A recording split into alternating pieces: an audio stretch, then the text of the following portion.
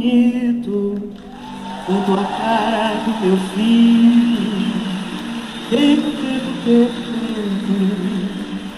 vou lhe fazer um pedido. Tempo,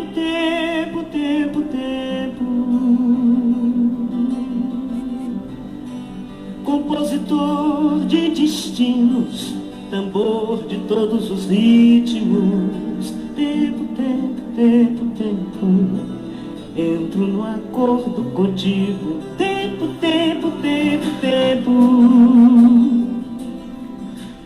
Olá, estamos dando início a mais um momento de conversa rendida.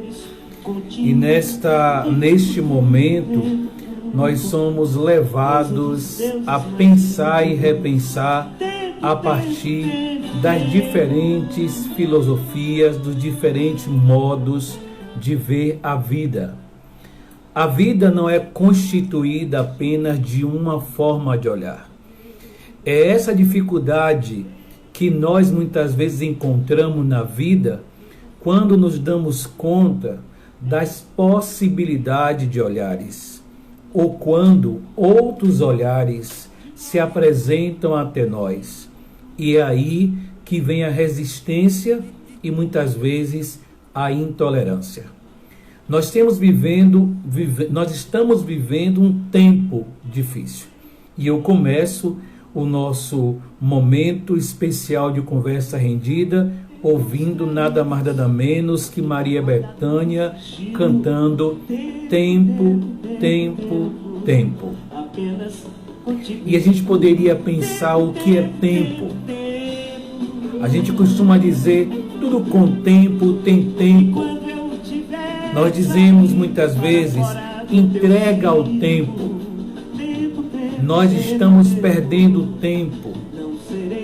Essa pandemia já está há um tempo. E é por esse motivo que nessa noite, nesse momento, nós vamos estar conversando e aprofundando através de um outro modo de olhar, uma outra forma de olhar. Quando você vai para o dicionário, a palavra tempo significa duração relativa das coisas, que o ser humano cria a ideia de presente, passado e futuro. Ao mesmo tempo, é um conceito do qual os eventos se sucedem. Tempo também a gente poderia dizer que é um determinado período considerado em relação aos acontecimentos ocorridos. Tempo, para alguns, é sagrado. E é isso que nós vamos ver hoje.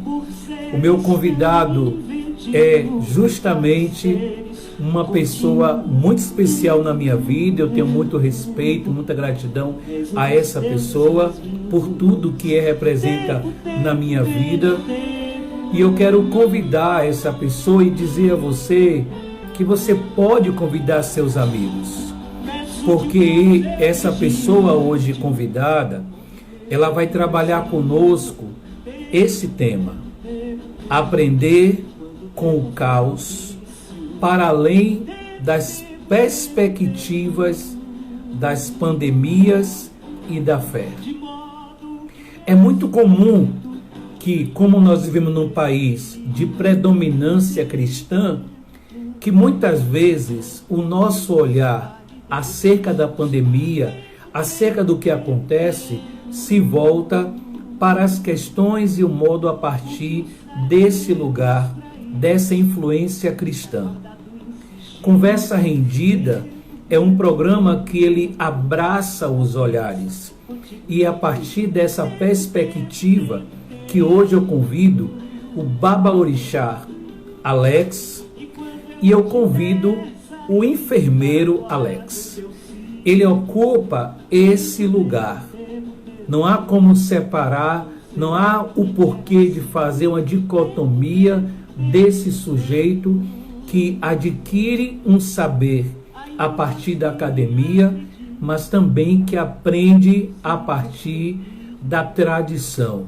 que bebe a partir do conhecimento tradicional, a gente chama, que é do povo banto. É a partir desse olhar que a gente vai hoje analisar e refletir acerca desse tempo que nós estamos tendo que dar. Tempo para não sair, tempo de ficar em casa, tempo de usar máscara, tempo para lavar a mão, tempo. Nós começamos esse processo precisamente em março. Nós já estamos há um tempo. E como pensar? É isso que eu vou provocar hoje o nosso convidado, Babalorixá, enfermeiro Alex. Como a gente pode aprender com o caos? Para além das perspectivas das pandemias e da fé. Ele traz um conhecimento a partir da experiência adquirida, como eu já disse, na cultura, na religião, no ensinamento, na tradição do povo banto, do qual eu digo que ele herda e que ele preserva e partilha para nós. Então seja bem-vindo, meu convidado de todos nós que estamos aqui hoje para receber ensinamentos. Então sejam bem-vindos e bem-vindas, convide seus amigos, colegas, as pessoas que puderem estar conosco, porque essa noite, embora quinta-feira, é uma noite dedicada ao Senhor Tempo. Tempo. Eu quero saudar, boa noite, Babalorixá, Alex, enfermeiro Alex, boa noite. Boa noite. Sua bênção em primeiro lugar. Que tempo que te abençoe, né? Axé, tempo para amém. Sabedoria. Axé. Já que estamos transitando por esse tema, tempo, o rei de Angola esteja presente nesse momento, nos abençoando, te abençoando e te provocando cada vez mais sabedorias para desconstruir e construir uma nova sabedoria acerca da nossa religiosidade, do nosso tempo e do nosso espaço enquanto pessoas ancestrais. Que bom. Essa noite, Baba, promete porque eu dizia no meu comentário inicial que é muito comum a gente adquirir leituras a partir de um discurso hegemônico que a gente chama dominante do Brasil. Então é muito comum que as pessoas, até pela religiosidade popular, elas tendem a olhar para esse momento como um momento, por exemplo, apocalíptico. É muito comum a gente ouvir as pessoas dizendo isso é fim de mundo, né? E para algumas pessoas há um recorte de pensar que até a volta do Messias, não estou desfazendo de quem acredita nisso, apenas conjecturando o olhar que essas pessoas acabam tendo. Outras acabam dizendo que esse momento, esse tempo de pandemia é castigo de Deus, porque os homens têm sido muito maus. Outros ficam ignorando esse tempo ou apenas dizendo que é próprio da vida que deveria acontecer. Para o Senhor, a gente abrir essa noite, não é? O que a gente pode aprender?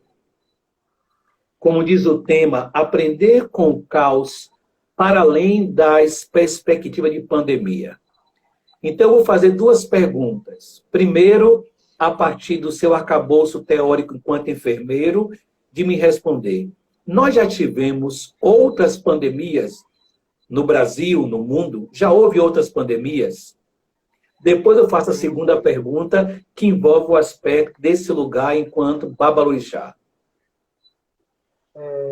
Eu quero iniciar, primeiramente, falando o seguinte, uma frase que me chamou muito a atenção e que diz o seguinte: a dinâmica do viver precisa ser modificada para que tenhamos saúde. Essa dinâmica do viver, ela vem sendo trabalhada ao longo do tempo. Desde lá, 1331, quando temos dados da primeira pandemia mundial, né? Do primeiro efeito catastrófico de uma doença a nível mundial. Então, lá em 1300, a gente já tem essa história, né, fazendo essa referência dessa mudança do modo de viver atrelado ao tempo. Então, assim, a gente chega lá no século III, praticamente 430 a.C., a malária, que é a chamada praga de Antenas, né, que foi avassaladora. Ela praticamente, por não terem conhecimento do que era a malária, ela acabou dizimando muitas vidas, né? Depois disso, a gente vem cá para o século XVI, se não me falha a memória, tem a peste negra, que também foi outro acontecimento apocalíptico, né? E as pessoas não estavam preparadas, porque as pessoas não tiveram como referência a malária, e a partir daí, né, quando a gente veio sofrer a peste negra, já veio um saldo negativo e que foi intensificado. Já a gente pode dizer que foi um surto endêmico, não foi pandemia, mas a gente sofreu muito com a hanseníase no século VII, né? Que também seria logo depois da malária, que a gente conhece como lepra, que antigamente a gente falava muito que o leproso, a pessoa que tinha lepra, tinha que ser afastado, né? Tinha que ser isolado, colocado no meio do mato, e só os povos tradicionais, o povo de terreiro, pegava essas pessoas, cuidavam, tratavam, até porque na nossa religião tem uma referência de uma divindade que traz a lepra como sua marca identitária. Então, por conta disso, essas pessoas que estavam com a enfermidade da lepra, elas não eram por nós, né, religiosos de matriz africana, abandonados, eles não eram abandonados. Aí a gente passa também para o século XV, que foi o aumento do surto de sífilis. E aí depois vem varíola no século XVI. Aí vem no século XIX a tifo e a cólera. Então, eu lhe pergunto, ao mesmo tempo trago essa reflexão. 430 a.C., praga de Antenas. E século XIX, febre tifo e cólera. O que seria que tem semelhantes nessas catástrofes, que seja a nível endêmico, de endemias e ou pandemias, né? Elas apenas atuam no modo de viver. Elas moldam a forma de viver das pessoas. Ela trabalha o aspecto de comportamento das pessoas ao longo do tempo. A gente aprende com as doenças, a gente aprende com as pragas, a gente aprende com essas situações catastróficas e nos prepara para algo lá na frente que talvez seja pior, né, do ponto de vista cosmológico, ou para algo melhor do ponto de vista de transição espiritual. E ainda, para além da cólera e da tifo, nós temos a gripe espanhola, que está assim, não é tão recente, mas foi século XX, há 100 anos atrás. Há 100 anos, a gente experimentou essa experiência, né, da gripe espanhola, foi quando a gente conheceu, né, os SARS, né, as síndromes respiratórias de fato, né, e junto com ela, logo depois de carretada, a gente recebeu quem? A AIDS. Então, o conjunto de síndromes, junto com a AIDS, junto com a gripe espanhola, veio a AIDS. Então, assim, a gente era para ter aprendido lá, né, no século XX, com a gripe espanhola, mas a gente não aprendeu. Aí ganhamos agora de presente, né, mais uma gripe, mais uma H1, só que dessa vez agora não é H1N1, ela é nada mais, nada menos do que, né, o coronavírus. Um vírus que, dentro do seu conjunto de família, existe 19 vírus iguais, e que antes era só de animais silvestres, e que agora ganhou uma mutação, evoluiu no plano espiritual, vamos dizer assim, ele evoluiu, e dessa vez ele está disseminando seres humanos, está sendo disseminado nos seres humanos. E tem um propósito para isso. E eu vou trazer aqui agora uma resposta de uma divindade que nos disse o seguinte: o vírus só vai embora quando ele cumprir a missão dele. Enquanto ele não cumprir a missão dele, ele vai continuar aí. A gripe espanhola ficou 2 anos. Nós tivemos que aprender com ela durante 2 anos. Quantos anos serão necessários para a gente aprender a conviver com o coronavírus? Vamos refletir um pouco sobre isso? Meu Deus, meu Deus. Isso tudo eu só consigo entender que nós estamos falando de tempo. Porque quando o senhor fala... Nada mais, nada menos. Quando o senhor fala que... Eu disse que algumas pessoas fazem a leitura de que essa pandemia é uma característica do apocalipse, né? Do fim do mundo. E, de repente, o senhor me mostra que nós já tivemos outras pandemias, ou seja, outras experiências apocalípticas nós já tivemos, e não foi o fim. Cada uma dessas pandemias ou endemias tiveram um tempo. O senhor disse nesse instante, essa última que levou 2 anos. Quanto tempo nós levaremos para entender? A gente não sabe, mas aí o nosso tema é aprender com o tempo. E aí eu vou perguntar agora, eu conversei com o Babalorixá, enfermeiro. Agora eu vou falar com o enfermeiro Babalorixá. Qual é o olhar que o senhor, enquanto Babalorixá, tem a partir do seu arcabouço, a partir do seu conhecimento, a partir da tradição, a partir dos ensinamentos que são adquiridos dos seus mais velhos, mas o que o senhor aprende quando o senhor baixa a cabeça, quando o senhor bate a cabeça no quarto do seu orixá? O que é que o senhor tem de ensinamento? O que é que o senhor tem a dizer para nós que aprende? E que tempo quer nos ensinar nesse tempo de pandemia? É complicado, viu? Eu acho que tudo isso está atrelado nada mais, nada menos do que ao comportamento. Ou a gente muda, ou a gente vai sofrer as penalidades. Xangô já disse isso há muito tempo atrás e vem nos ensinando através da sua forma de agir. Mas, assim, para tentar contextualizar essa provocação, eu vou te contar algo que me aconteceu recentemente. Logo no início, quando a gente ouvia se falar dessa pandemia, ainda não se falava de pandemia. Em janeiro, mais precisamente, quando a gente começou a assistir que lá em Wuhan, na Coreia, começou a ter os surtos, né, de endemia. Ali ainda era uma endemia. E quando ela passa as fronteiras do continente asiático e vem para cá. Então, eu fui até ao Inkice Kazungo, né? Eu fui ter com ele, eu fui questionar a ele como nós, povos de santo, como nós, filhos do orixá, filhos do Inkice, poderíamos nos preparar para receber essa dádiva, receber esse presente, né? Que veio tão bem orquestrado com outras circunstâncias, com outras situações, e nos abre os olhos. E aí ele me traz a resposta. A pergunta está sendo feita de forma errada. Não é perguntando desta forma que você vai ter essa resposta. A pergunta neste momento seria, né, o que significa viver com o tempo e com esta nova trajetória de uma doença que sempre existiu e que agora muda o seu comportamento de viver? E ele chegou até mim e disse: veja com tempo, o Senhor das estações, que ele vai lhe dar as respostas para seus questionamentos. Mas não se inquiete, porque nascimento, guerra, casamento, funerais, caçada, colheitas, doenças, tudo isso está previsto no tempo de vida do ser humano. Cabe a nós saber aceitar, identificar, nos melhorar para poder atravessar por mais essa experiência nova, para contar essas histórias futuramente, né? Ou para que os nossos contem essa história por nós. Então, tempo, ele é fundamental.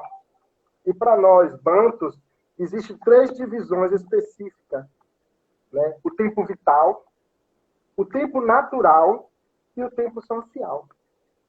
É esse tempo que nós precisamos entender. É essa construção de tempo que precisamos entender. E aí eu vou aproveitar, eu tenho 2 perguntas que já levantaram aí, e aí eu vou aproveitar, esclarece para nós então, como é que nós podemos lidar com esse tempo vital, esse tempo natural, esse tempo social. Esclarece melhor Como é que isso fica evidente, pode evidenciar para nós aprendermos nesse tempo Vamos de entender pandemia? o seguinte, Anailton. O que você acha que é mais importante para você? É o seu tempo vital, o seu tempo natural ou o seu tempo social? O que você entende que é mais importante para a sua existência? O É vital. sobre essas perspectivas. É sobre essa perspectiva que a gente tem que trabalhar. O que é vital para mim? Vital para mim é me manter vivo. É o que vai me manter vivo. Mas o que é que vai me motivar a me manter vivo? Esse tempo natural que existe desde quando ele é tempo. E isso tudo vai sofrer uma interferência gigantesca quando a gente fala do tempo social. O comportamento social vai ditar os modos operantes da existência natural e assim vai influenciar no tempo de vida de cada ser humano. Então, quando a gente pega essas três perspectivas de tempo, os bantus, os Congo, eles são assim mestres na ciência do tempo e ele consegue dividir esse tempo em fatias e nos traz um ensinamento perfeito. Que quando a gente pega esse tempo cosmológico, né, esse tempo cósmico, e a gente entende cada concepção dele e a gente aceita o que ele tem para nos oferecer como aprendizado. Não como punição, não como algo ruim. Porque a gente tem que tirar proveito de tudo. A gente tem que aprender com tudo que está à nossa volta. Porque senão a teoria da evolução vai cair por terra. Como é que nós vamos evoluir? Como é que nós vamos aprender a lidar com o fogo se não nos queimarmos? Como é que a gente vai aprender a nadar se não nos afogarmos primeiramente? Como é que nós vamos aprender a viajar para o espaço se nós não aprendemos a dominar ainda a questão da gravidade? Então são esses questionamentos que nos inquietam e que tem que fazer a reflexão, tem que trazer a reflexão para a perspectiva da cosmologia do tempo, a ação do tempo vital, a ação essencial do tempo natural e mais ainda aquele que vai ditar todas as modificações ao tempo da nossa existência, que é justamente, né, o tempo social. Perfeito. Enquanto você está falando, eu estava viajando e me controlando para poder não perder o seu ensinamento, e eu me dava conta, dentro dessa perspectiva desse tempo vital, desse tempo natural, desse tempo social, eu me dava conta assim, se eu quero me manter vivo, né, eu vou fazer o que é preciso. Porque nesse tempo natural, nesse tempo que a gente tem aí com vento, e aí você tem a chuva, você tem o sol, você tem as estações do ano, né, você também tem as doenças. E como o senhor colocou, o coronavírus, ele já existe conosco. Só que ele sofreu naturalmente, aí vem esse tempo natural, sofreu as mutações naturalmente e nos pegou de surpresa, porque a gente está num outro tempo, que é esse tempo social. Essa mudança natural do vírus, sim, dos vírus, ele não sofreu a mudança natural dele? Sim. Foi influenciada com o tempo social nosso. É isso que eu vou falar. Então, assim, esse tempo social nosso, que é levado pelo sistema capitalista, que é um sistema descartável, em que as coisas não são duráveis, né? Então, eu vou parar na palavra descartável. Isso faz com que a gente não se cuide, e não cuide desse tempo vital, e nem cuide do tempo natural. E aí a pandemia, ou melhor, o coronavírus vem, e nesse tempo ele desarticula quem tem dinheiro e quem não tem dinheiro. Porque por mais dinheiro que você tenha, ninguém está sabendo lidar com ele. E isso está sendo necessário um outro tempo para que possa aprender a lidar com esse tempo. Porque o coronavírus ele também não vai ser extirpado. A gente vai aprender, como diz o tema, a gente vai aprender com o caos para além das perspectivas dessa pandemia. Então, eu queria dizer, me parece que com todo respeito a quem pensa assim, mas me parece que acaba sendo muito frágil pensar que nós estamos no tempo do Apocalipse, no tempo de fim de mundo. Como se não tivéssemos vivido outras experiências dessa pandemia ou endemia. Agora é preciso aprender. E aí eu quero reforçar, e aí eu vou provocar o senhor mais uma vez, que o senhor me disse que esse tempo que a gente vive, esse tempo natural, a gente, dentro dessa história, a gente viveu experiências também, sempre foi com doenças. E dentro da relação do sagrado para de matriz africana, existe uma relação muito próxima com uma entidade, com um orixá, com o voodoo, com o iquice, que é ligado à doença. Como é, então, entender também e aprender com esse iquice que existe, que é reverenciado, o que aprender com ele nesse tempo? Olha, Nailton, talvez, assim, para aqueles que não conhecem um pouco da mitologia banto e da forma de culto dessa religião, vai entrar um pouco de contradição com o que a gente já aprendeu historicamente com a tradição iorubá. Eu vou falar do ponto de vista banto, que é o meu lugar de pertencimento. Sim. Eu vou tirar toda a referência que a gente tem em iorubá sobre a divindade de Obaluaê, né, como senhor patrono da cura, que provê a cura. Eu vou tirar toda essa responsabilidade dele, né, e vou trazer para nós, bantus, né, como é que a gente consegue enxergar essa divindade. Para nós, cavungo, o quice da terra, o chão firme, né, um sumbo, né, o calor intenso da vida, em toto, a sustentação do corpo sobre a alma, né? Cafungê, a energia que nos molda enquanto ser humano.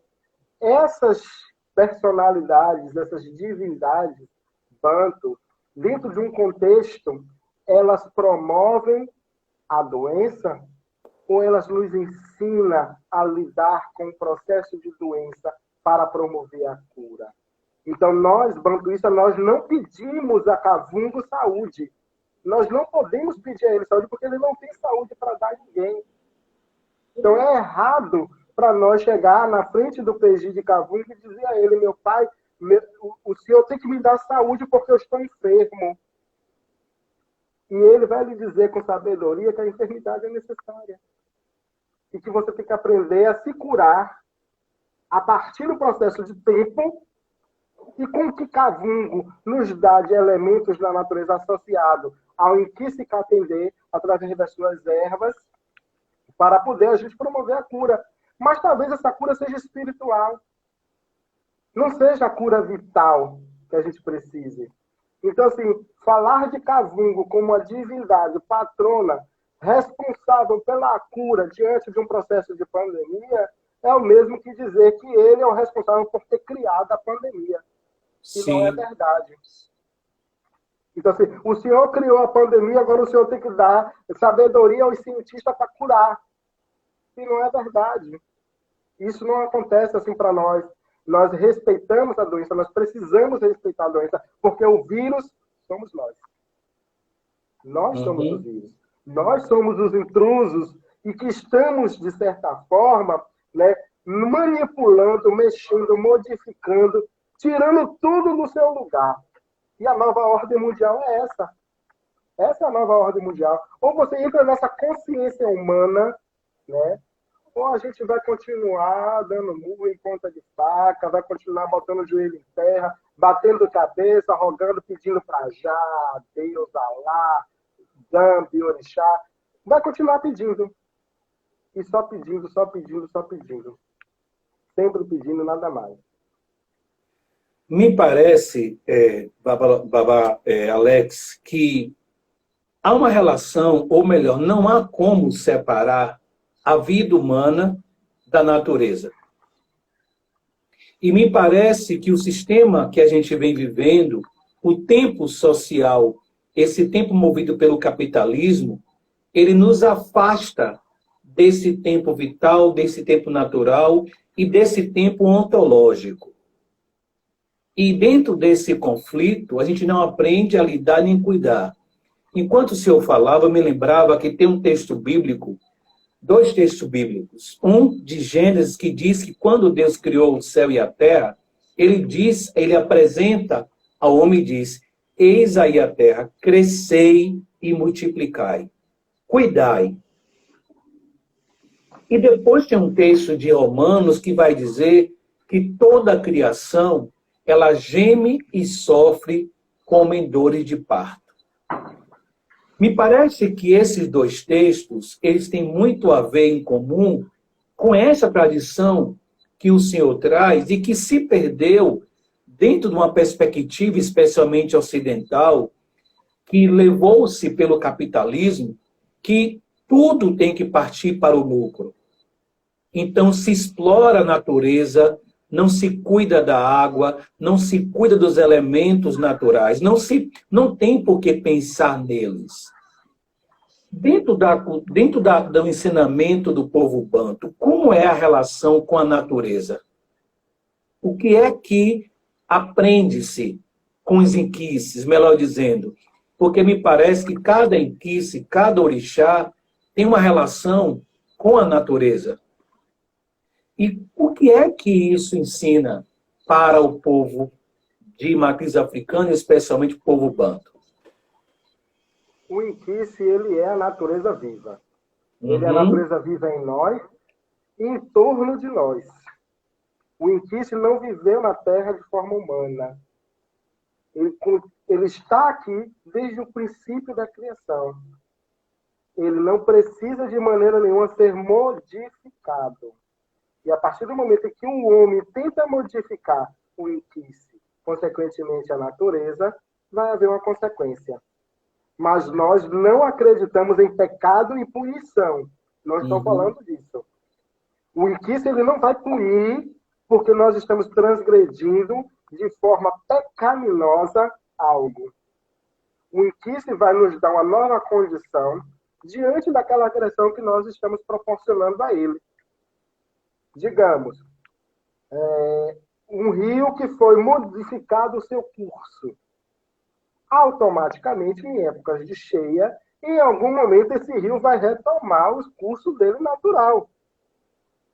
E as casas que foram construídas naquele antigo local de propriedade de Mameto Kissimbi, de Mameto Dandalunda, ela retoma para ela o espaço dela e dizendo aqueles que invadiram, que maltrataram e que tiraram ela daquele local, vai sofrer as penalidades. Mas essas penalidades ensinam aqueles que passam pelo sofrimento ou pelo transtorno algo que não se deve nunca mexer na natureza. E que se mexa de forma consciente. Porque todos nós, seja Yorubá, seja Banto, seja Afon, Ewe, Ijexá, nós cultuamos a natureza. Nossa energia, nossa vitalidade, nosso tempo vital, natural, tudo vem da natureza e retorna para a natureza. Fazendo analogia a isso, nós viemos do pó, mas um pó chamado cavungo terra, moldados pela mão de Zumbaradá, né, que é Nanã dos Iorubás, e que foi dentro de nós soprado o vento, tempo da vida. Por quem? Lembarenganga, Oxalá. Essa associação que eu fiz aqui é um pouco do Iorubá, trazendo para o pensamento banto. Mas o nosso princípio de criação é muito diferente disso que eu expus aqui agora. O princípio de criação, do ponto de vista banto, é um pouco diferente. Aí é um tema para uma nova live, certo? Mas, assim, o que eu deixo bem claro é que, dentro da perspectiva holística africana, o coronavírus atinge a sua proporção mais grave através do quê? Do pulmão, não é isso? Então, a partir desse órgão que traz a força vital de Oxalá, porque lembrar Oxalá, ele sopra o vento esse que a gente respira para dentro de nós. E que, de certa forma, esse vento ele é produzido, esse oxigênio, ele é produzido na nossa atmosfera por quem?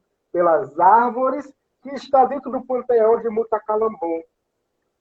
Que é uma outra entidade, que é uma outra energia. Exatamente. Então, olhe quantas agressões nós, nesse tempo consumista, nesse tempo social, viemos ao longo da história causando esse descontrole terreno, mexendo, né, na composição da terra, porque quando nós chegamos aqui, encontramos tudo à nossa disposição. Tínhamos que cuidar, preservar, manter e adaptar, não destruir. E nenhuma escritura fala sobre destruição. Uhum. Então, é justamente com esse axé, essa troca gasosa, né, que o coronavírus invade a gente. O coronavírus, ele vem para nós, para o pulmão, órgão esse que pertence ao Oxalá, porque através dele, Lembarenganga, nos traz o hálito, né, o emixiré, o vento, vida, para a gente respirar, o oxigênio. E a partir dali, proíbe a gente de ter o contato pessoal com outra pessoa, de respirar próximo da outra pessoa, para não roubar dela a sua essência vital de tempo. Então está nos ensinando, está nos educando e está fazendo com que a gente respeite o espaço da outra pessoa. Colocou limites no ser humano. Se você me permite, eu acho que nunca teve na história um vírus que conseguiu impor tanto limite ao ser humano quanto esse coronavírus. Ele conseguiu colocar as pessoas, literalmente, ou parte dela, dentro das suas casas, com suas famílias, limitou, né, os espaços externos para a aproximação de outras pessoas. A Terra consegue novamente, né, voltar, tomar o que é seu de direito, e está nos ensinando, né, que esse capitalismo, que esse consumismo, que essa destruição não nos leva a nada. O coronavírus, ele veio não só nos educar, mas veio trazer uma reflexão de existência. E é essa existência que precisamos estar o tempo todo ali, ó, né? Eu sou negro, eu sou branco, eu sou rico, eu sou pardo, eu sou indígena, eu sou mameluco, eu sou gay, eu sou de candomblé, eu sou evangélico. Todo mundo pega coronavírus. E aí agora vem uma coisa melhor, a distribuição da renda. Como um passe de mágica, apareceu renda para tentar ajudar um ou outro que estivesse mais vulnerável. Mas pode ajudar muito mais. Olha o propósito do vírus. Olha o propósito do vírus, que é o meu ponto de vista. Esse é o meu ponto de vista. Antes a gente não tinha condições de dar um pão a um vizinho, a um amigo, a um irmão. Hoje a gente tem condições de olhar para ele e dizer: o que é que eu posso fazer para melhorar? O que é que eu posso fazer para ajudar? Antes o governo não tinha dinheiro para nada. Hoje tem R$600 para todo mundo. E tem mais. Pode vir muito mais. Então essa distribuição de renda igualitária, que seria um propósito máximo, a fim de que os que têm mais ajudar os que têm menos, que essa é uma proposta bíblica, é uma proposta que está dentro do contexto social das pessoas que têm dentro de si a humanidade, né, que são humanas, pessoas humanas, é dividir o pouco que tem ou o muito que tem. E eu acho que é por essa perspectiva que o vírus vem engembrando. É interessante, Babá, te ouvir e faz uma conexão muito forte dentro de mim, entender que se nós tivéssemos talvez sido educados por uma filosofia dentro dessa perspectiva da nossa raiz, dentro de uma perspectiva dessa diáspora, porque o que o senhor está falando tem fundamento, inclusive, com o que a Bíblia vai dizer. Por exemplo, quando Jesus diz: eu vim para que todos tenham vida e tenham vida em abundância. Ou seja, não é para ninguém ficar sem. Não é para ninguém ficar faltando. Não é para ninguém ficar... E aí a gente vai para o ensinamento dele. Eu estou trazendo a questão de Jesus porque essa referência do discurso dominante para a gente perceber que houve, de qualquer forma, uma distorção, possivelmente, da forma como foi visto e como é feita a leitura desse texto bíblico, onde muitas vezes aquela partilha do pão é justamente isso que traz para dentro do povo banto. Eu queria aproveitar e trazer um exemplo, que é a primeira vez que eu retornei a um terreiro de candomblé para fazer uma visita, na época ainda, da faculdade. Uma coisa que me chamou a atenção, fugindo um pouco do tema, mas dentro do tema, foi que quando foi distribuir a comida, o alimento, as pessoas que eram visitantes, cada um pegou seu prato e começou a comer. O povo da roça, ao pegar, ia oferecendo às pessoas. E só depois sentava para comer. E aquilo me chamou a atenção. Que ensinamento era esse de que aquilo que eu recebo não é meu, é nosso. E quando o Senhor traz essa relação de que se eu compreendo que a natureza é sagrada e por isso eu a cultuo, eu preciso ter um trato com essa natureza, porque essa natureza sou eu. Eu dependo dela para manter o meu tempo de vida, para manter a minha saúde. Se eu não tenho um entendimento de que essa natureza sou eu e eu sou a natureza, e que eu preciso preservá-la como algo sagrado, aí, dentro do aspecto social, do tempo social, eu vou para onde nós estamos indo e, de repente, vamos cair nesse caos que nós caímos. Depois de 100 anos, a gente volta a ter mais uma pandemia, mais um adoecimento que atinge o mundo todo. E quando o Senhor traz esse tema, aprender com o caos para além da pandemia. Se eu ficar olhando a pandemia, se eu ficar olhando apenas o vírus, então eu vou perguntar, o que é que a gente vai aprender se olhar apenas o vírus? Mas olhar... Diga. Duas coisas me chamou a atenção aí. Porque assim, as ideias vão fervilhando, né? Eu acho que a gente tem que parar de fazer live, fazer rodas de conversa coletivas, e aí começar a produzir um tempo maior, porque com certeza material a gente tem demais. O vírus em si não tem poder, nem dinheiro, não tem nada que sobreponha a ele. Nada. Ele se torna o Senhor sobre a terra. Observe. O vírus se torna Senhor sobre a terra. Não há ainda ciência, tecnologia, conhecimento, dinheiro, poder, política que consiga frear o vírus. Isso não é interessante? Uhum. Ou é preocupante? Aí, eu vou trazer uma experiência que a gente está vivendo aqui agora com a cidade vizinha. Candeias decretou lockdown. E aí, politicamente, as vigilâncias sanitárias, as autoridades sanitárias, decidiu fechar a cidade. E o decreto foi bem claro. Fechar toda a cidade, trânsito, vias, ruas, para poder conter o vírus. São mais de 300 casos e mais de 10 mortes. Aproximadamente 14 mortes. Nesse pequeno período de tempo para uma cidade que está num contexto minoritário em condição geográfica para o mundo. E aí, o que é que o ser humano faz? A multidão invade a feira, o centro de abastecimento, o supermercado, e faz uma busca desenfreada por alimentos, por bebidas, por gêneros de todos os tipos que você possa imaginar, e nem pensa que aquele comportamento está colocando em risco a vida dele, a vida das outras pessoas. Porque a partir do momento em que vai todo mundo para o comércio buscar o que acha que é necessário para se manter 7 dias, apenas 7 dias em casa,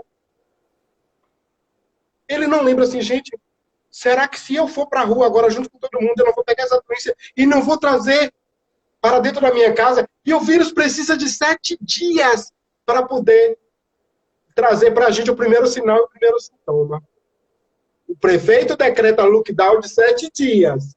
Toda a população vai para o mercado e fica presa dentro de 7 dias em casa, promovendo seus encontros, familiar ou social.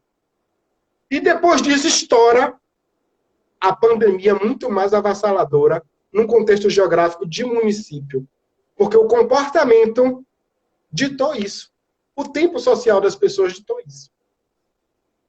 Eu espero que a gente não precise fazer isso aqui em São Francisco do Conde, mas eu espero que a gente aprenda com esses comportamentos para a gente não fazer.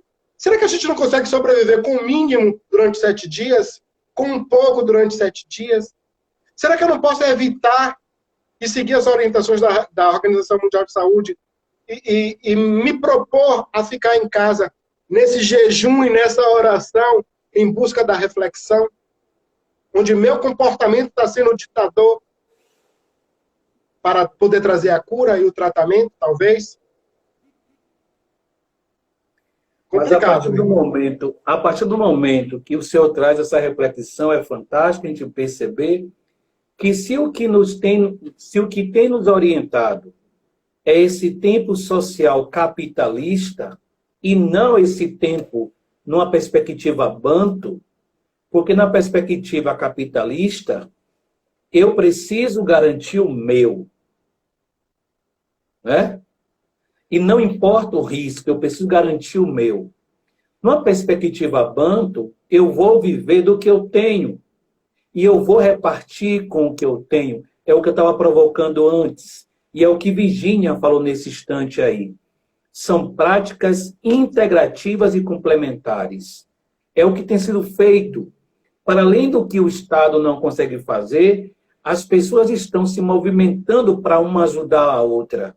Mas por que esse comportamento ele só se dá no caos? Não é? Por que não é uma prática? Que bom que tem o caos! Que bom que tem o caos para poder fazer isso! Então o caos tem a sua importância. E é o que o tema traz, é aprender com o caos. Então, significa então que o Senhor da peste, apesar da gente fazer uma leitura equivocada dessa doença como algo do mal, ela tem um bem. É como diz também a Bíblia, tudo concorre para o bem. Depende de como você olha. Depende de onde você bebe para você entender. Eu vou voltar a um outro texto bíblico, porque eu estou fazendo essa referência, porque foi nesse lugar que eu bebi muito tempo da minha vida, e como eu sei que tem pessoas aí cristãs, é para que as pessoas percebam que o Senhor está falando não contradiz o que historicamente a Bíblia já diz. O modo de olhar, de fazer a leitura da Bíblia, não parte dessa leitura de uma filosofia banto, porque se partisse, com certeza, nós teríamos vida em abundância. O pão da última ceia, ou da multiplicação do pães, iria acontecer, porque com todo o caos, como o senhor falou, o Brasil está em crise, mas de repente aparece dinheiro para dar auxílio emergencial. O Brasil está em crise, ninguém liga para ninguém, mas a gente vê quantos movimentos de ajuda, de solidariedade, de assistência social têm sido feitos. Então, me parece que a gente tem a resposta, tem a solução, mas talvez a maneira como nós temos aprendido com o capitalismo vai para uma filosofia que a gente chama de necropolítica, uma política de morte, quando o ensinamento banto vem garantir a vida. O que é que você tem a me dizer em relação a isso? Aí eu vou trazer agora uma reflexão da filosofia banto. Opa, já ouviu falar traz aí. Já ouviu falar em Ubuntu? Sim, claro. Uso sempre. Então, para explicar esse princípio da filosofia banto, baseada no Ubuntu, eu vou trazer uma pequena história, que não é história, é verídico. Um antropólogo foi visitar a Namíbia, foi visitar os territórios iorubás. E aí, depois de fazer toda a trajetória dele no território iorubá, de perceber o comportamento iorubá, diante desse comportamento social, elitista e majoritário, ele vai descendo mais e vai até o pessoal, o povo banto. E lá ele encontra uma sociedade, né? Essa sociedade que é uma sociedade banto, ela é Bakongo-Congo, e dentro do princípio dela é o Ubuntu, e que era praticado por toda a civilização africana dentro de cada contexto especial. E aí o que foi que ele fez? Ele pegou um saco de doces, de balas, de guloseimas, de tudo que criança gosta, e colocou num pé de árvore. Chamou várias crianças das comunidades e disse assim, aquele que pegar primeiro o saco é dono de toda a guloseima, é dono de tudo que está no saco. Ali tem dinheiro, ali tem bala, ali tem doce, ali tem tudo que criança gosta. Automaticamente, as crianças se entreolharam, olharam uma para a outra, cada um com aquela ânsia de querer pegar um saco de guloseimas, né? E, de repente, o que foi que elas fizeram? Começaram a dar as mãos umas às outras. Deram as mãos e correram todas juntas para pegar o saco de doce. Ao chegar lá, todas juntas tocaram o saco de doce ao mesmo tempo e repartiram entre elas. Esse é o princípio do... E que nós praticamos aqui, dentro do contexto religioso, no Caruru de São Cosme e Damião, que é o Caruru de Beje, onde é colocada uma bacia com todos os alimentos dentro dessa bacia, e as crianças esperam o momento de degustar, mas que uma come pensando na outra. Eu não vou comer mais galinha porque eu preciso deixar para o meu irmão. Eu não vou comer mais o feijão porque eu preciso deixar para o meu irmão. Então, esse contexto de lembrar da outra pessoa é cuidar. É cuidar para que todos recebam esse alimento de forma igualitária. Talvez esse alimento espiritual, esse alimento gestual, esse alimento corporal, esse alimento físico, material. É disso que a gente está falando. E esse princípio da filosofia Banto, ela está muito bem explicada na Bíblia, né? Através do momento que você cita aí, da repartição do pão, né? Diante do caos, onde Jesus ele mantém a calma, mantém o equilíbrio, né? Chamando a atenção daqueles que estavam em polvorosa e repartiu o pão sabiamente e dizendo que preparai-vos, preparai-vos. Algo está para acontecer. Então, é justamente isso. Coronavírus, ele está nos preparando. E dentro desse contexto todo, eu tenho muito orgulho dessa filosofia Banto a quem eu pertenço. Eu tenho muito orgulho de ter sido iniciado dentro dessa matriz de culto religioso que me dá embasamento, né, para poder, a cada dia, me tornar um ser melhor.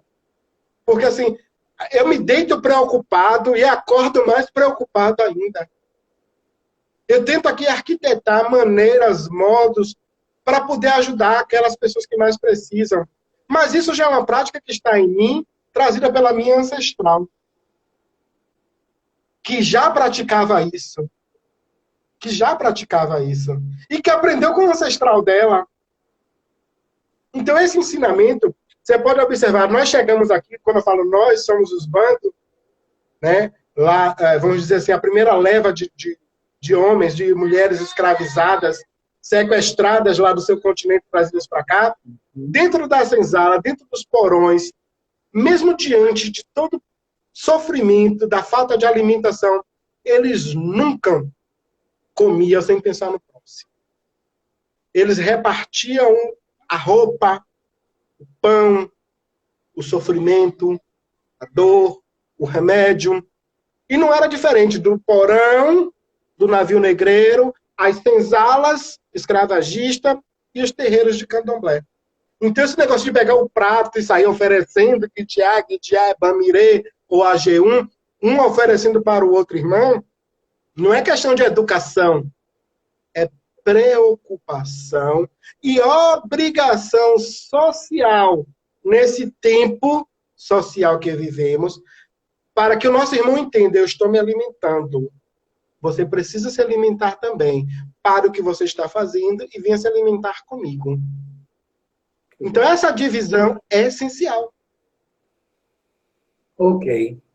Babá, eu quero lhe agradecer. Infelizmente, nós estamos chegando ao fim do nosso tempo. 1 hora passa muito rápido, mas eu quero deixar um convite ao senhor para a gente fazer uma outra live pelo Facebook, onde a gente tem mais tempo de ficar, certo? E eu quero que a gente possa dar continuidade a pensar, a partir da filosofia Banto, a partir do ensinamento Banto, que é o que deveria passar por nós e que nos foi negado.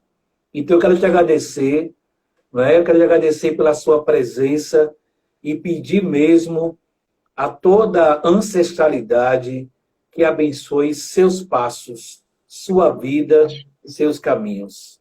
Abençoe sua casa e todas as pessoas que lhes foram e são confiadas. E que o Senhor sempre tenha forças, cada vez que baixar sua cabeça, que bater a cabeça para salvar ao dono da sua cabeça, do seu ori, que ele mesmo te fortaleça sempre, sempre, sempre, dando visão e entendimento. Obrigado. Aueto Sakidila Negunza Wabante Niosso. O que você me deseja, eu te retribuo e divido com todos aqueles que estão ao meu redor. E eu quero, só para finalizar, eu quero trazer um pensamento, que esse pensamento já me acompanha através dos aprendizados ao longo da vida, e eu acho que vai ficar como uma reflexão para aqueles que nos assistem. A doença perde respeito, cuidado e proteção. A doença é um alerta. Nós temos uma dívida e nós temos uma divindade que cuida da doença. Se nós não tivéssemos essa divindade que cuida da doença, com certeza as coisas seriam muito mais violentas, seriam muito mais avassaladoras. Eu quero dizer aqui que alguns acham que Obaloaê, o Molu Kavum, ele seria o mal, a peste, o senhor da doença, aquele que promove tudo de ruim. Mas eu digo mais, Obaloaê, de fato, ele é a febre, ele é a ferida, ele é a alergia, ele é a doença. Ele retirou tudo isso de nós para carregar consigo. Nada disso pertencia a ele. Nada disso pertencia a ele. Ele se sacrificou enquanto energia, absorvendo os males terrenos que poderia transgredir a vida para ele. Se escondeu nas palhas para que ninguém visse o sofrimento humano. E a partir daí se isola de toda a sociedade, a fim de manter distante de nós todo o mal. Axé. Então, nesse contexto, o Molu, ele não tem saúde para dar a ninguém, volta a repetir. Ele detém as doenças, ele detém o mal, ele é senhor guardião de tudo isso. É para ele que nós vamos prestar conta quando formos para a terra. Mas ele fez tudo isso por amor a nós. Que bom. Qual a saudação que o senhor dá, então, para Tempo e para o Molu, para o Obaloaê, para a gente fechar? Para tempo agana zambi, tempo que gira, tempo que soba, que o há tempo. Então eu posso dizer, que tempo a mim, um soba caçutela em barenganga de lucaia, e soba de luanda, e que tempo a mim, soba caçutela em barenganga de lucaia, soba de luanda, e tempo, ele é soberano sobre mim e sobre todos. Ele nos governa, ele é rei, ele nos ama. Cavungo, e para o Obaloaê? E para o Obaloaê? Cavungo, sim. Cavungo na colé, e cavungo de um jombi que o assinga, o lele, cavungo de um zambi, e um sunga leleco, e um sumbunangue, um sumbuê, um sumbuê, um sumbunangue. Ele é um amo essa música. Amo essa música. Ele vai ler, é maior que esse, que ele é maior que essa tupenda. Ele está entre nós. Ele vive por nós. Ele retira de nós tudo que nos torna impuro. Então, assim, saudemos Quitembo, saudemos Cavungo, saudemos a nossa ancestralidade. E vamos pedir a eles